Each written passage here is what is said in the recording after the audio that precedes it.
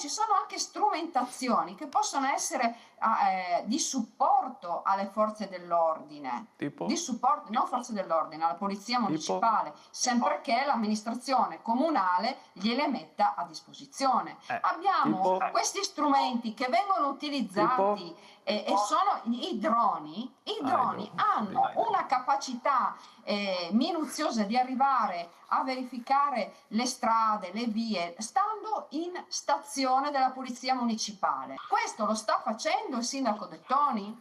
O aspetta sempre che la polizia municipale si muova, eccetera? Ha dato delle direttive, lo sappiamo noi, lei lo sa come gestisce la politica sulla sicurezza, oltre che andare sul giornale e piangere perché non ce la fa. Allora, perché l'assessore Roberti non è andato lì a dire che la polizia locale di Udine non funziona perché il sindaco non la fa funzionare?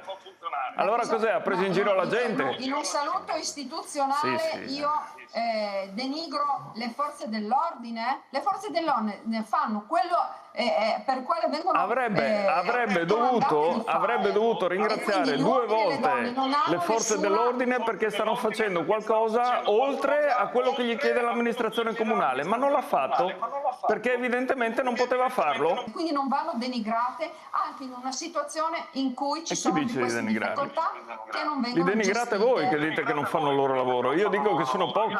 E in questo caso il responsabile è il sindaco della infatti. polizia municipale. Perfetto. Lo sappiamo benissimo tutti quanti. Che è un onore per la regione Friuli Venezia Giulia. Complimenti al sindaco Dettoni. Bravo.